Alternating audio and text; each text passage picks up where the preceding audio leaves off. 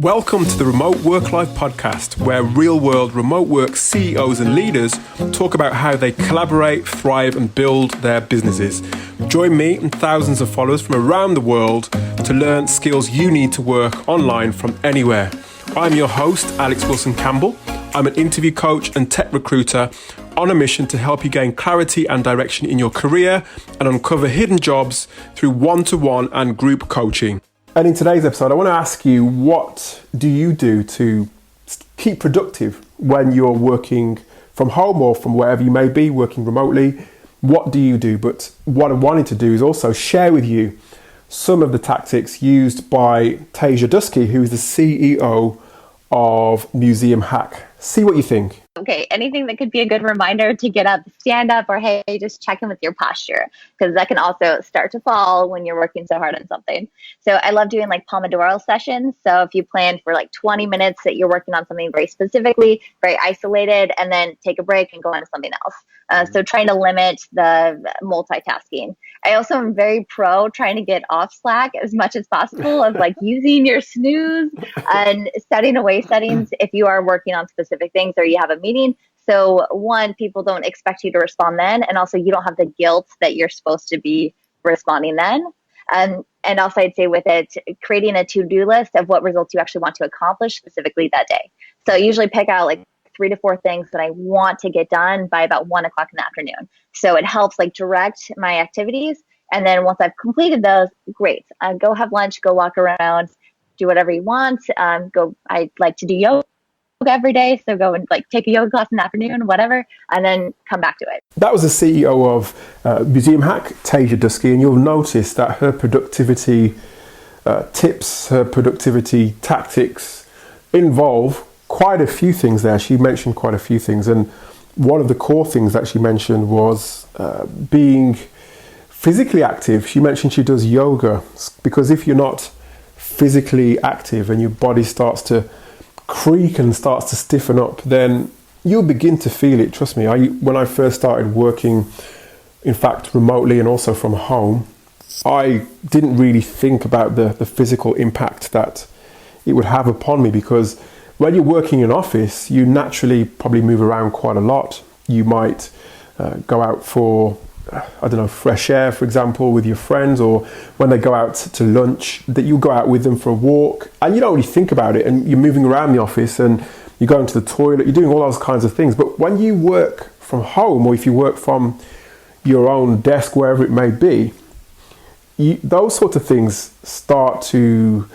those habits, I guess, start to take a bit of a back seat, and you find yourself just sitting in your chair for long periods of time. And then that's when the aches and pains come in. You start to really begin to feel it. And that has an impact on your work day, your productivity. So important to really implement a regime and be disciplined in implementing it, so that you do it on a daily basis, so you don't feel the effects of sitting in one spot for too long. So Tasia does yoga, and I think that's something probably I should do as well myself, because I'll be honest with you, my physical activity has been on the decline for the past few months. I haven't been doing as much as I should do. So maybe something that I could also learn from Tasia as well. Other things that Tasia does is she's really focused. She doesn't multitask, so she'll focus on one task at a time. And in fact, I've spoken to a number of CEOs, a number of leaders who have said the very same thing. They just focus on one thing at a time. The rest of their team knows what they're doing when they're doing it. And in some occasions, in some sort of scenarios, they may not even interrupt them during that particular time of focus. So you really have to focus on your task. To begin with, you have to know what tasks you're going to be doing on that particular day. Focus on those tasks, get those things done. Tasia said she gets 2 or 3 things done, or sometimes we'll get 2 or 3 things done by a certain time of day. So that's even better. So another good tip in remaining productive. But I think also another one is your mental health as well. You have to take time away from doing those tasks. And that doesn't mean necessarily doing the physical stuff that I just talked about, but it could mean, I don't know, for example, I was talking to a CEO within a digital marketing business just the other day, and he says he needs to really get his mind, when he needs to get his mind onto something else, he will actually do things like play the PlayStation. So whereas he used to commute into work, he acknowledged that he now has a gap where that commute used to happen. So now he's had to replace that commute with something that will enable him to really take his mind off work, or in some occasions enable him to think about what to do in certain tasks that he has coming up during that day. So you have to really have a balance between working on those focused tasks, the physical side of things, and also that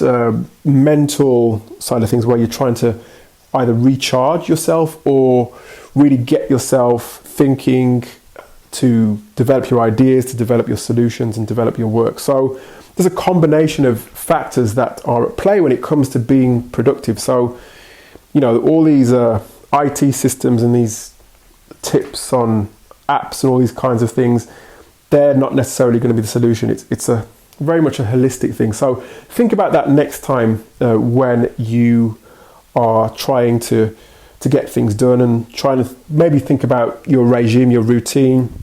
Think about structuring your day, how you can do that. Think about the physical and mental, or the physical activities that you can do, and the mental stimuli that you can introduce to your day in order to make things better and help you to become more productive. That's it for today's episode of the Remote Work Life podcast.